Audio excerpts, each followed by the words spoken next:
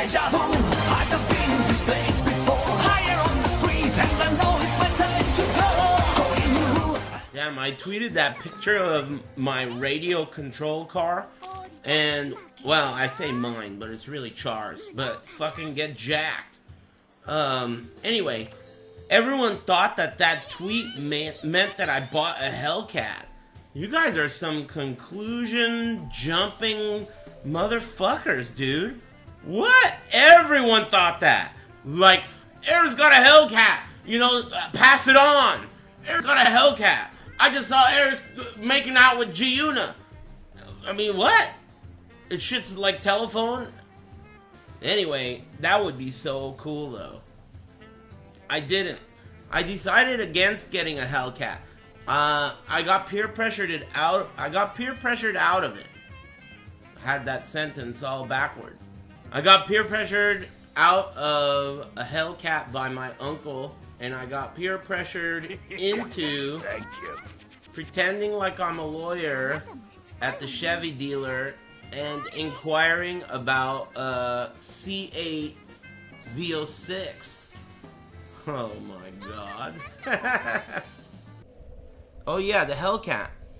So, okay, yeah. Basically, Hellcats are really expensive. I don't know if you know, right? So if I'm gonna spend all that dollary dues on a car, you would think that you would want it to be an extreme upgrade. Now, it is an extreme upgrade in terms of horsepower, but it is exactly the same car that I currently own. As far as the entire package, it's even less than the car I currently own if you think about features, because the Hellcat does not have adaptive cruise control. It doesn't have forward collision sensors. It doesn't have any of that stuff that I have, because they remove that stuff to save weight and add more air, ram air to the grille. They removed the sensor from the front so ram air can get through the grille. So it has less accoutrements, less features, but more horsepower, right? So it is still cool. Hellcat's super tight, right? Extremely cool. But if you're gonna get an upgrade, it's gotta be a big upgrade, like that kicks you in the nuts. And when I was younger, I have this picture when I was like 13 years old of me sitting inside a red Corvette. And you know, that C8 is around the corner. And I am trying to celebrate making it to the age of 35 years old without having kids. So, I don't know. I mean, C8 Corvette. I wouldn't get it in red though. Wouldn't that be cool? I think it would be cooler than a Hellcat. Way cooler? I thought about a Viper. That would be so cool. But Vipers are kind of stupid and shitty. I mean, they're really cool.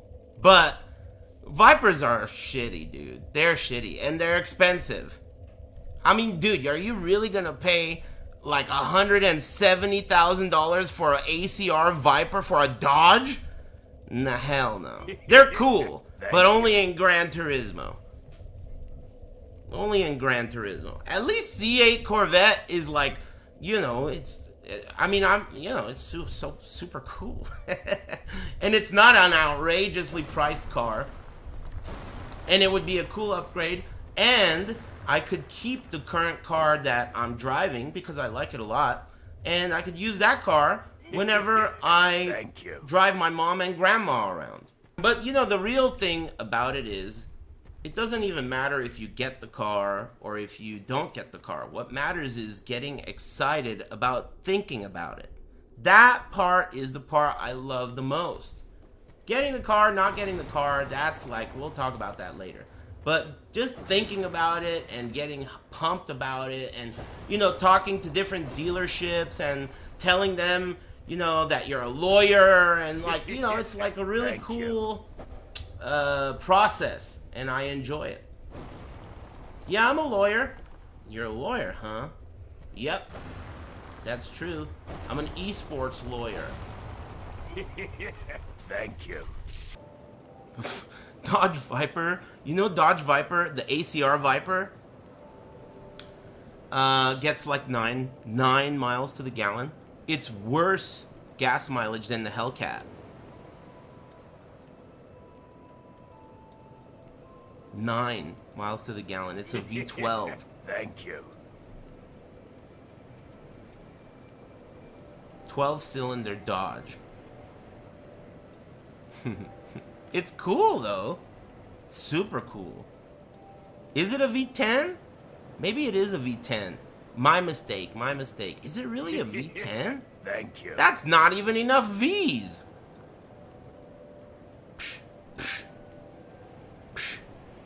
Hell no.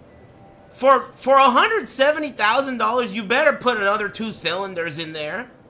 Are you kidding me? Only 10? Get that thing out of my face. But we'll see. I don't know. C8 Corvette would be so cool too. So cool. My uncle is one of the guys who kind of peer pressured me out of a Hellcat. And he's the one that owned that Corvette that I was talking about. He had a 1957 Corvette, and it was one of the ones with 4 lights in front that's like more desirable, I guess. I don't know the details about the car. I just know that the 4 lights instead of 2 lights in front was like really desirable, and so it was that one. And on top of that, this car specifically was in a movie like back in the 50s called like, I don't remember what the movie was called, but it was in a movie. So this specific car was a movie car, and it was like a classic car. So it was really special. It was a special car. And I have a picture of me in it. So to get one, a Corvette, that would be so back cool. into bike riding? It would be like a true celebration of making it to the age 35 without having kids. It wouldn't be much of a thing to celebrate if you weren't having sex. I don't know if you know, but maybe when you get older, I'll sit you down and we'll learn a thing or two together. But for now, let me tell you, it's not much to celebrate unless you've been around. 2020 Mustang GT5. Dude, do you know that Mustangs, the new ones, are prone to a symptom called typewriter click or whatever? I forgot what it's called. The new Mustangs, a very large number of them have this typewriter click, and Ford won't fix it. They don't think it's a problem, so they will never fix it. But it's a clicking sound that you hear underneath the engine. It clicks. It's not a knock, it's not a ping, it's not a pang. It's a click. And it's not cool. It's not a cool sound. It doesn't sound good. So people who buy the car, they hear this sound, they think something's wrong, they take it back, and they say, oh, that's how it's supposed to sound. It's normal. But it's not normal. Something's wrong. And the reason is, not every Mustang makes that sound. So if it's a normal sound, why isn't this guy's making it? Look, I don't want to hear it. It's a normal sound. Now kick rocks. So Mustangs are out of the question for me, at least. It's a common enough problem where a lot of people are experiencing it, which really sucks. I mean, imagine that. Imagine spending all this money on a high-performance car and you're so excited about it, and you have a typewriter click, and when you take it to Ford, they say, well, that's normal. That's how we designed it. Even though your friend has a Mustang of the same type, that doesn't make the sound. That sucks. Nah. Coyote engines have that issue? That sounds familiar. I did some research on it a while ago. And it was enough for me to not be interested. Even though the GT500 is an awesome car. Weird. I feel like I like Mustangs more than people who own them. Everyone who owns one that I know, or people that I look at on the internet, they always complain. They always complain about problems like it's a brand new car and you're driving on the freeway and it's like rattling. Like it's not quiet. That is such a huge pet peeve of mine. That shit would drive me insane if I bought a brand new fucking car and something's rattling in the car while I'm driving on the freeway. I mean, these parts are supposed to fit together and have intercourse with each other. Perfect fit, you know? If this shit is rattling, that would really drive me insane. And, you know, I gotta say, my car, it sounds quiet as AF. All you can hear is the exhaust. Not one rattle. So, and that's not what I hear about Mustangs. It's one of those things you don't ever think about when you're buying a car, but after you bought it, if it rattles, it's a fucking nightmare. I hate that. Hold on. I'm gonna call, and we're gonna save my 6s.